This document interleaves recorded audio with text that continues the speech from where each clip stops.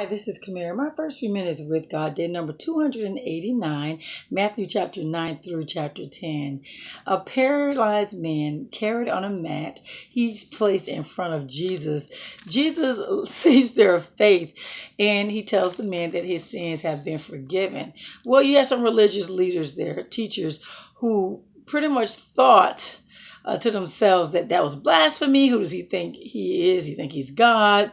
And so Jesus, knowing their thoughts, he tells them, will prove that the Son of Man has the authority to forgive on earth. And so he tells the man to pick up his mat and walk. So the man picks up his mat, walks, and actually jumps up, picks up his mat, he walks home. Everyone there is amazed, fearful even, right? So Jesus, walking along, he spots Matthew, the tax collector, in his tax booth. And so he calls out to Matthew and he tells Matthew to follow him and to be his disciple. Matthew does that. He follows. And so Matthew, he invites Jesus, his disciples, along with some other tax collectors who are considered sinners, to dinner. And so Jesus is criticized, saying, people are saying that he's sitting with slum. Jesus basically says, healthy people don't need a physician. He says, I come to those who know they are sinners, not to those who think they are righteous. Isn't that something? So fast forward, Jesus' disciples, they're criticized for not fasting. And Jesus basically says, they don't need to fast, not while I'm here, but afterwards they'll need to fast.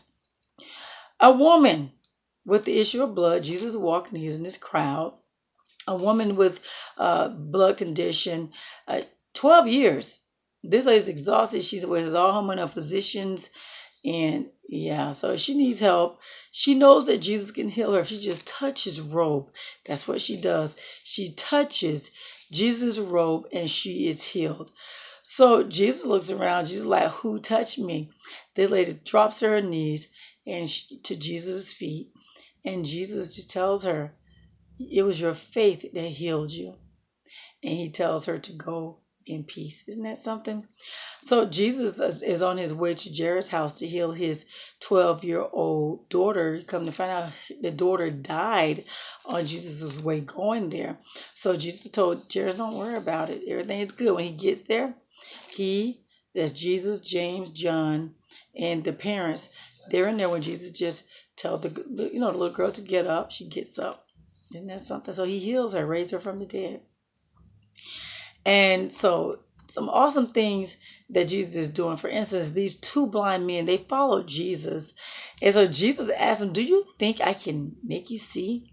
So they're like, yes, Lord, we do believe you can make us see. And so Jesus, he touches their eyes and he tells them that because of their faith, it will happen. And their eyes were open. They could see.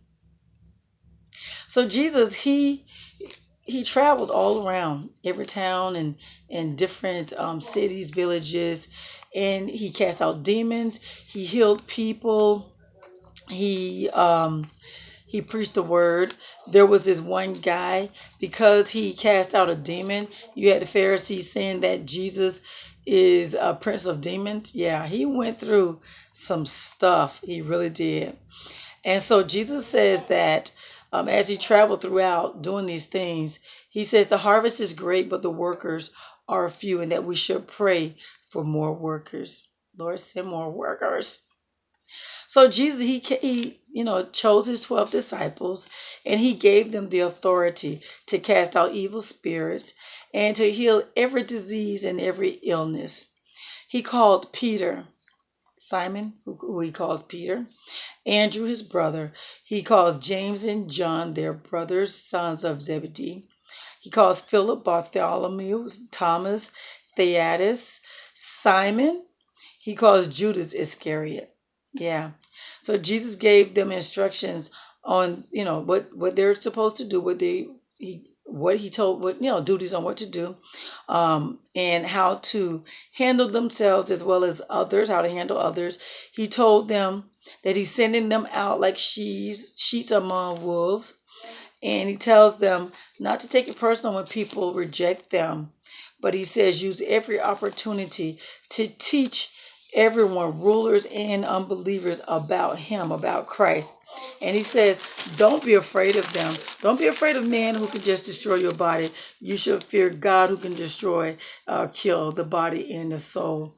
He says, but if you love your parents and your children more than you love me, you're not worthy of me. A lot of people find that hard to grasp. You just have to ask God for understanding on that one and to help you to love him the way he wants to be loved, the way he deserves to be loved, actually. He said, if you refuse to take up your cross and follow me, you're not worthy of being mine. Another thing we have to ask God for that as well, understanding to that. He says, if you cling to this life, you will lose it. And if you give your life for me, you will find it. Isn't that something that's deep there? Anyone who receives you, he said, they receive me. And anyone who receives me, they receive the Father. So I know all of this is it's pretty deep to a lot of people, to all of us actually. If God doesn't give us the understanding, we're not going to understand. And so in all that getting, God said, get understanding. If we need wisdom, we need to ask him for wisdom. He is the creator of all things. And it is what it is. So if you want peace and understanding through his word and what his desire is for us in our lives, we need to take it to the one who created us, the world, and everything in it. So there you have it, guys. This is day number 289, Matthew chapter 9 through chapter 10. You have a God-filled blessed day.